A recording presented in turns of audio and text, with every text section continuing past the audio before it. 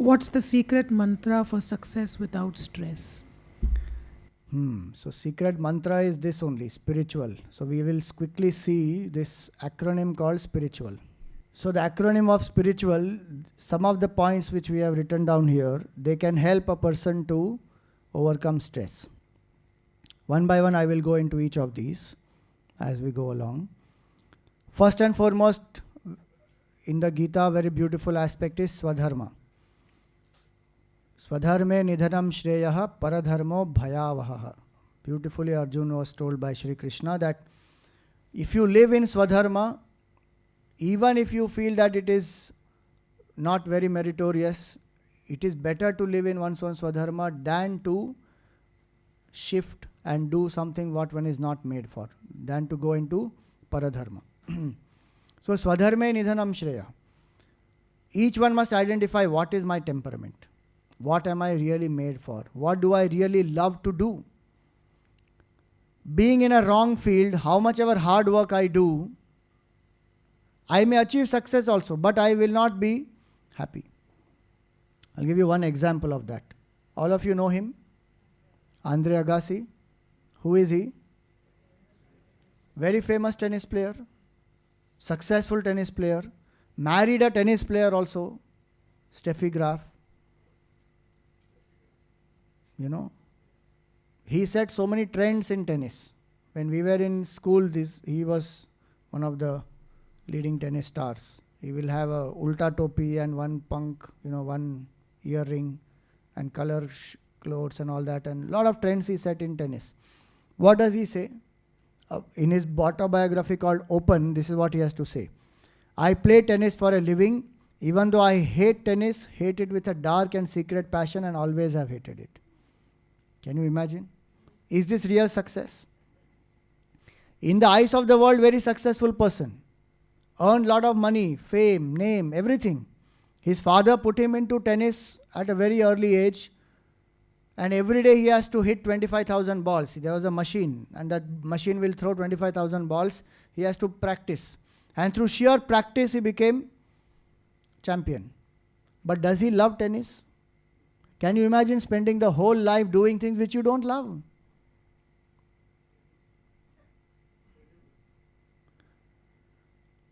Who is he? Sachin Tendulkar. What does he say? I don't play for records. I love cricket. I always focus on playing well for my country. Both of them very successful. But which is a true success? Which is anchored in Swadharma.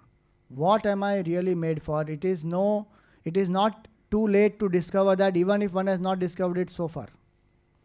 So many people have discovered their Swadharma much later in their life. And they have pursued it. That has brought so much of success and happiness to them. So first point is anchor in Swadharma and do what you really love.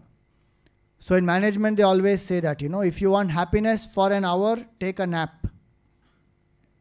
Some people are doing that for now. If you want happiness for a day, go for picnic. If you want happiness for a week, go out of town. If you want happiness for a month, get married. If you want happiness for an year, inherit wealth. But if you want happiness forever, then do what you love and love what you do. Very, very important. Many people are not able to do what they love. They are in wrong field. We always say in India, youngsters become engineers first and then decide what to do.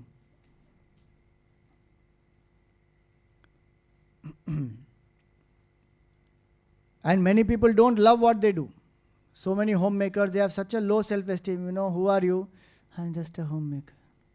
Arey, why don't you love what you do and have a healthy self-esteem about you? Because what you are doing is not an ordinary job. You are doing everything combined together. So do what you love and love what you do. And hence, if I do that, then what happens? No self-pity. Na atmana vasadayet. In the Gita, Bhagavan says, don't condemn yourself. Don't indulge in self-pity. One of the biggest causes of stress is that. Self-condemnation, self-pity, constantly feeling I am not good enough, constantly having self-defeating thoughts, makes a person feel very weak. So be yourself and do your duty. We don't need to please anybody. First I need to be in my Swadharma and do my duty. If I do my duty properly and dedicated to the Lord, that's the first step of Karma Yoga. So S is for Swadharma. And definitely don't imitate other people. A very nice line I read somewhere. You were created an original, don't die as a duplicate. So don't try to imitate people. Imitation is one of the biggest causes of stress. Comparing with people. This person has, both of us started off at the same time. Look at where this person is, look at where I am. Compare. This person has 2 cars by now, I have not even 1 car. How much comparison keeps happening? Jealousy can pull us down very badly. And whatever we have, we will not be happy with that also. So don't imitate, don't compare. Operate out of inner strength. That this is my temperament, this is my capability, this is what I am trying to do to manifest more and more of my potential. S was for Swadharma, P is for physical level moderation. All these are based on the Gita only. This is the Gita way of stress management. There's a very nice shloka in the 6th chapter which is on moderation. So you all know Karma Yoga, Bhakti Yoga, Jnana Yoga and Raj Yoga. But there are many other yogas which are there in the Gita. One is Abhyas Yoga, one is Moderation Yoga. 6th chapter gives both these. So moderation is not overdoing anything. Don't swing to extremes. In today's life, are we not swinging to extremes? Continuous, like a pendulum. Work 6 days a week and no sleep at all. And 7th day, sleep. So exhausted and burnt out. Full extreme. 6 days can't eat properly. Somehow grab something, eat while traveling. 7th day, feast. So mind swings in the extremes. So what is that which I must control? I must control food, sleep and speech. Moderation in food, moderation in sleep, moderation in speech. In Gita, 2 more are given. One is recreation and one is spiritual practice. Yuktahara, ahara is food, vihara is exercise or recreation, both. Yukta cheshtasya karmasu, the work, moderation in the amount of work that I do. Then Yukta swapna, moderation in sleep, and Yukta avabodha, moderation even in spiritual practices. So moderation is a very, very important quality. In Hindu culture, there are 3 main qualities. Of them, moderation is one. That is called brahmacharya. Brahmacharya is not just abstinence from married life. It is moderation. Satyam is intellectual conviction. Ahimsa is mental non-violence. And brahmacharya is physical level moderation. Very, very crucial. And remember, life is a death-long discipline. Some discipline if I have, first 1 hour of the day, what I must do, use it for my self-development. First 1 hour of the day, one should make a rule. Do not indulge in technology. Earlier, what used to happen, if you get up in the morning, what do?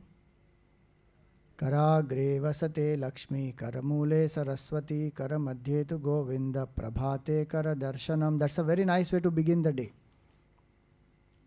You remember that the power of creating abundance is in your hands. The power to gain knowledge is in your hands. The power to achieve the goal of life is God is in your hands. And may this new day, I use these powers to create all the 3. Affluence, knowledge and spiritual growth. Today how we begin the day, Karagre vasate Facebook, Karamule tu Twitteraha, Karamadhye tu emailaha, Prabhate phone darshanam. We start with phone, we end with. So many people sleep how, typing, talk. They go to sleep, phone falls on them. That's how they sleep. Death-long discipline, 1 hour in the morning for self-development. If you can't do 1 hour in the morning and 1 hour in the evening, at least first 1 hour should be for 20 minutes exercise, 20 minutes meditation, 20 minutes study. That's all, first 1 hour. Then moderation will happen. I is for impulse control. Many times we act so impulsively and we react, and that causes a lot of stress. Arjun wanted to run away impulsively. Had he done that, do you think he would have been happy? In the forest, he would have got so stressed out. He would have killed all the tigers in the forest before even tiger becomes endangered now. It would have been an extinct species. Thank Krishna Bhagavan that he gave him the knowledge of the Gita. How much stress is there in our mind? Because we react. Impulsively we react. So to control that impulse, one has to learn how to delay. If I can delay gratification for pleasure, I can delay impulsive reactions also. So when I feel like eating something, and if I tell the mind, not now, after I finish reading this particular page, then I will go. Impulsively I feel like texting somebody, browsing on the phone, browsing on the computer, calling up somebody. Impulsive. I'm doing something important, but the impulse comes. If I control that, I can control even impulsive reaction. Somebody tells me something, I can tell the mind, don't react right now. Postpone, wait. So, traffic signal which we have, no? We should remember that. Stop, think, and then respond. Don't react. In management they call this, na? Stimulus comes, we don't use our intellect, we will just bark, we will just react. But if we can pause in between, create a space between the stimulus and the response. Somebody says something very provocative, just pause for some time. Don't take it so personally and start reacting at that very moment. To help us to pause, what do I have to do? I have to hold on to some anchor. Like you know how in the Gangaji when we take bath, if we want to, suppose you go to Haridwar or Gangotri, if you want to take bath in the Gangaji, there are ghats which are created. And in those ghats there will be chains. So that you hold the chain and then take a dip and come out. If we don't hold the chain, what happens? The power of that Gangaji's flow is so much, one will get swept away. So, same way, power of our emotions is so high sometimes that we need some support. Hold on to that support and let that moment pass. You know, like physically when we are very tired, we drink 1 cup of coffee, then what happens? You can postpone sleep for another 2-3 hours. Same way we need some emotional support, some anchor where I can let it go. So it can be your breath, it can be a mantra, it can be some chanting. Vishnu Sahasranam, you know, I've seen so many ladies, they chant Vishnu Sahasranam, it is by heart to them. So sometimes when they get angry also they'll start chanting. But by the end of that chanting, mind is reasonably quiet. Or tell yourself, Om Shanti, Shanti, Shanti. It works. But one warning here, statutory warning. Use it only for yourself. If somebody else is angry, don't tell them Om Shanti, Shanti, Shanti. It will not work. You will become more ashant because one prasad will come straight. Move away from that place. There are many different things that one can do. Or sleep. Take a decision tomorrow. Don't decide for now. Impulsiveness must be controlled. At that moment, you know, Draupadi said impulsively that the son of a blind person is blind. Impulse. Kaikeyi acted on impulse or not? Mantra instigated and immediately she acted on that. Few moments of dussanga, impulsively reacted. So what one needs is the impulse control. And for that one has to practice. Abhyas has to happen of these. So some mantra, if I'm chanting all the time, every day in my sadhana, if I keep chanting a mantra, when I'm reacting or when I'm scared or when I'm anxious, I can use that mantra to quieten down the mind. You know, they have a concept called neuroplasticity. So the brain creates neural networks. And it will go in the same neural networks again and again because it's a programmed response. Reaction will come again and again. At that time, if I stop and if I start chanting the mantra, new pathways will get created. Over a period of time, the old weak networks will get weakened and they'll disappear. So those are scientific reasons behind it. Our culture, they used to tell us in a spiritual way, when you get angry, just remember the Lord. Just chant the mantra. Move away from that place. Focus on the breathing. Turn the attention. Psychologically, they will say you should activate this part. This part is called what? Frontal lobe. This is what distinguishes us from everybody else. So next time you get very angry, what you should do? You can tell your people that, my amygdala got hijacked. That amygdala is the emotional brain. The information comes from that first. It travels from the spine, comes from here, then comes front. So if you don't allow the information to come here fast, emotional brain will hijack. Then we react so much. To activate this, some logic has to be used, some practice has to be done. Count from 50 to 1. So many methods are given. Activate the frontal lobe. Chant a mantra. Those are scientific reasons behind it. But one should do that. Then when one has practiced properly in the good times, in the times when one is to react, that will come to one's help. Can you imagine Gandhiji when he is being shot at point blank range, what does he say? Ram. Will that Ram come generally? Just like that? Whole life he has been practicing. Then at that moment of highest level of stress, where he is being shot, what comes to his mind? Ram comes to his mind. That's the beauty. So S was for Swadharma. And one more aspect. No self-pity.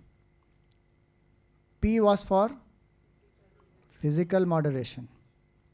Then I is for impulse control. R is for result acceptance.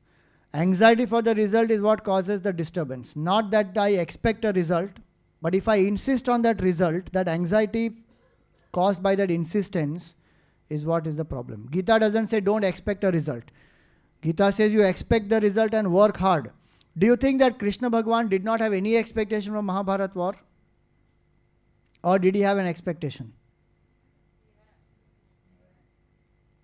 Did he say it's okay, anybody fight, anybody win, it's okay? Was he like that? Did he have a particular outcome in mind or not? Dharma has to be protected, full stop. He had a particular goal in mind. So when people say that Gita says don't have any expectation, it's impractical philosophy. It's that they have not understood that properly. Expect a result, put efforts, work hard, but don't insist that this result has to be like this in this particular timeline only. That we have no control over because there are many karmic factors and cosmic factors which are responsible for the result. Hence, what should I do? Detached engagement. Expect the result and also have the ability to accept the result. So when somebody asks what is the mantra for anxiety, one mantra is do the best and leave the rest. Second mantra is expect and accept. If I have the ability to accept that yes, whatever the result will be in 12th standard, I will be able to accept, then will I be anxious? No. Because I will be capable of handling whatever it brings. That ability one must have. So let your actions and not the results determine your life. Even when the results come, I have my purusharth or not? Why should I forget my purusharth? Why should I become so weak that if a particular result doesn't come, then I am devastated in life? People who are strong will always have this attitude. Whatever result comes, I will face it. And I will make the best of it even in that situation. That strength is important. So I'm giving this example because it happened to be that when he took over, Mr. Piramal took over, sold his one part of his business to this multinational called Abbott. He got 9 times more the valuation for his business than what was at that particular point in time. And we were doing this exact verse, Karmanyevadhikaraste ma phaleshu kadachana. And he gave this interview in this Financial Express where he said that detachment played a key role. That I was not bothered and the opposite person was trying to take more advantage, get more out of the deal. And he was doing this without any, lawyer or solicitor or any such person. He was doing it all by himself. And they were trying to press more out of him. So he said, no, not beyond this I cannot do. If he did not become desperate for the deal to go through. So he said that detachment is what made me so calm and quiet. And the deal was done. And they were most impressed by that aspect, that he was not desperate to get that going somehow. That strength is what detachment brings. It's a very, very great power. We must understand what is the power of detachment. It's not disinterest. It is not losing all enthusiasm in life. It is doing what needs to be done and yet not be dependent on that. That's the beauty of detachment. I is for an inspiring goal. Stress comes in life when we don't have a goal in life which is inspiring enough, which will engage the mind fully. So if I want spectacular achievement, I need spectacular inspiration. And keep that goal so high that it constantly motivates. That I don't have time to think about all petty other things, what this person is thinking, what that person is thinking, this didn't happen, that didn't happen. Our mind gets so preoccupied with small little things and wastes a lot of energy. What is that goal which consumes me, where I can forget myself? In management, they call that as a purpose beyond yourself. Have a purpose which is higher than yourself. Then stress will not come. Dr. Kalam surrendered to this altar of the country or the science or youth. Like that, there are lots of people. What is the altar of my surrender? That one should identify. And in that one should be able to give up one's own ego.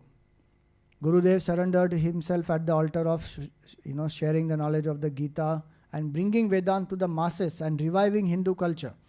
Now his mind all the time thinks about how to awaken the Hindus to the glory of their own culture. Converting Hindus to Hinduism was one of his most important missions in his life. To awaken that pride of being a Hindu. And if you become a really proud and a practicing Hindu, you are an accommodative and most accepting person. It's nothing to do with fundamentalism. Hindus have accommodated everybody in this world. There is no problem. So, just that we don't know. So, what is that purpose which makes us completely surrender to that cause? And when you have that, don't work without rest and don't rest without work. This is the balance. An inspiring purpose can be there, but for that I need to have this balance also. So if you have aspiration plus inspiration, that will definitely bring transformation. This is another formula. Lots of formulas are here. Whichever you want, you take and become stress-free. Aspiration minus inspiration is equal to perspiration. If a child is told, you must be a topper, but the child is not inspired to be a topper, then what will happen? Perspiration. But if the child is inspired that, yes, I love this field of science and I want to do my best in it, then transformation will happen, success will happen, no stress. T is for teamwork. A lot of stress comes because we don't know how to work in a team. Individually, we may be brilliant, but we must be excellent in people skills and teamwork. Many people won't delegate. Everything they will only do. You tell them, this event has to be organized. Swamiji, it will be done. Pamphlet design, I'll do it. Booking the venue, that person I know, Swamiji, I'll just give him a call. Getting this printed, printer only, Swamiji is next to my house only down, I'll get it. For every person will keep doing. Then you tell them, why don't you delegate, give it to somebody else? What is the use, Swamiji? Anyway, ultimately, I only have to get it done. I'm simply wasting my time, telling people. I might as well do it. That's a sure sign of getting stressed. Why? Because I don't empower people around me. And then as the scale of work increases, what will happen to me? I'll be only stressed out. Somehow we don't teach this teamwork in our schools, our children. Maybe nowadays with project and assignment, maybe they learn, but we were never taught in our school. Except in sports time when we have to go and play, where else was teamwork? And when we go in the corporate world, what do we have to do? Either you are a part of a team or you are leading a team. And we still don't have people skills. One has to learn those people skills. So Stephen Covey says neither dependence nor independence, but interdependence. We have to learn that skill. Very, very crucial skill. One of the reasons why Japan could bounce back is very high level of teamwork. And very inspiring thing I heard somewhere. The first word that a child is taught when the child is born and he learns to speak is what, is Japan. Somebody who was living there and who has been there for many years, that person told me that the first word the child is taught to speak is Japan. Meaning from the time of birth, that mindset of the child is what? Nation above self. And we have to work together for the nation. Simple. Team can happen. In our culture, the whole spirit of teamwork was yajna spirit, right? When people come together for a noble cause and each one brings, somebody brings rice, somebody brings flour, somebody brings whatever, prasad and ghee and firewood and all that, different things people will bring. For what? All the villagers come together to do one havan for common purpose, that there should be rain or there should be prosperity or some such thing, Sinking their differences. They come together for a common cause. That's why we call all these sessions also as yajna. Jnana yajna. Where people come together for the common cause of sharing knowledge, and everybody puts in their effort to organize this. And the results are shared by everybody. The benefits are shared by everybody. We have forgotten those aspects of our culture. A festival celebration is to bring people together. So much of teamwork is embedded in our culture. If we have the right vision, we can start building team building skills through those also. U is for undivided attention. Multitasking is a big cause of stress. We should remember that. Multitasking is not a great skill. Because our brain is not made to do more than one thing at a time. If I do more than one thing at a time, actually what is happening, it is called switch tasking. Brain only switches. So if I'm watching TV and eating food, then what is happening? It is not that both are happening most efficiently. Brain is switching between both. If I'm driving and I'm talking to somebody on phone, brain is switching between the conversation and the road, And that switching takes a lot of energy. So they say 3 hours of multitasking is equal to 1 hour of focus. That's why Gurudev used to say, bring your mind where your hands are. Very crucial. So, doing anything less than full attention is irresponsible. Very, very important that is in today's world, because we are training our children also to do multitasking. People are training the employees to do multitasking. It's not a great skill. Emergency is a different thing, but one should not be like that. So what are the things that we do simultaneously? We should start thinking about it. While jogging, we put on the music. While writing something, we are listening to something. While eating, we are watching the TV. While drinking coffee, we are reading the newspaper. So many things.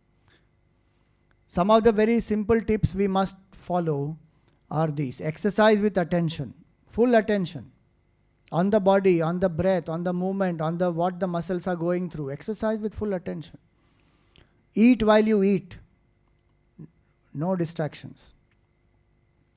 Drive without distractions. Stop notifications on your computer and the phone. If you are doing something important, don't keep so many things open. One chat window is open, one email notification comes, one WhatsApp notification, and so many things. Focus. Observe modern fasting. What is modern fasting? Every Ekadashi, no technology. No, no, Swamiji, that is too much. Full day without technology. If you are able to do it, very good. My definition of sannyas is what you know now? New definition of sannyas is, if you can renounce mobile phone, you are a sannyasi. Simple. Because samsara is in that mobile phone. I don't need anything else. That one phone is enough. Full samsara is inside that. Earlier, they used to renounce the house and everything and go away and then take up ochre clothes. Nowadays, you renounce mobile. Over. Most happy. So if I can't do one full day, at least that 1 hour in the day, first 1 hour of the day, or any 1 hour in the day, minimum I should do that. Last one I don't want to elaborate also. Don't read and browse on the pot. Most unhygienic place.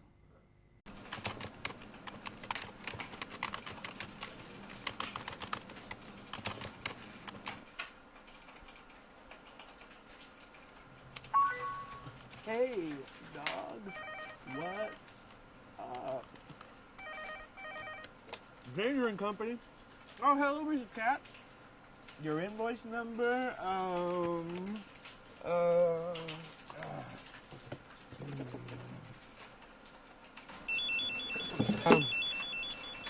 hello? Oh, hey, dog, what's up? Yeah, I'm just talking to dog online. Can you hold on a second? Danger and Company. Whitehead, I need that report. Yes, sir, I'm just finishing it now. Doggy dog. Hey, dog, what's up? Whitehead, I need that report. Dog, gotta go. Oh, sorry. Dog, gotta go. Dog, gotta go. Mrs. Cat. Mrs. Cat? Mrs. Cat? Whitehead? The fact is, multitasking is a myth. Our brains can't do it. You simply become less efficient and more distracted. Your error rate goes up 50%, and it takes you twice as long to do the same task. Listen to what Tim Jenkins has to say. He's the co-founder of Point B, a leading business consulting firm. Well, I think there's a fallacy out there that the folks that can multitask are more effective. There are times when it's just important to focus on one thing. I think we also need to give people permission to check out of the communications network temporarily to get things done. Because when you're always on, when you're always online, you're always distracted, right? And the brain rule is telling us that that is a very unproductive mode to be in. And so the always online organization is actually the always unproductive organization. Points are all points, as I said, are from the Gita. This entire spiritual is from the Gita. This multitasking in the Gita 2nd chapter, Bhagavan says that Bahushakhayanantascha buddhayo avyavasayinam. Vyavasayatmika buddhi samadhau na vidhiyate. The mind which is into so many things, no, it will not attain single pointedness. It can't even attain samadhi avastha. Spiritual realization is far, far away for that person. So, important aspect is do one thing at a time. A is for altar of surrender. Ego can come when there is no altar of surrender. I becomes most important. From devotion standpoint, when I have faith in the Almighty and I surrender to the Supreme, I may have any other altar of surrender also. Maybe country, culture, people, any altar of surrender is fine. But the highest altar of surrender is Bhagavan. Every day I spend some time connecting to Him and building my reserves of peace and happiness. Daily prayers will definitely help. Just like we take, when body, we don't get enough nutrition, what do?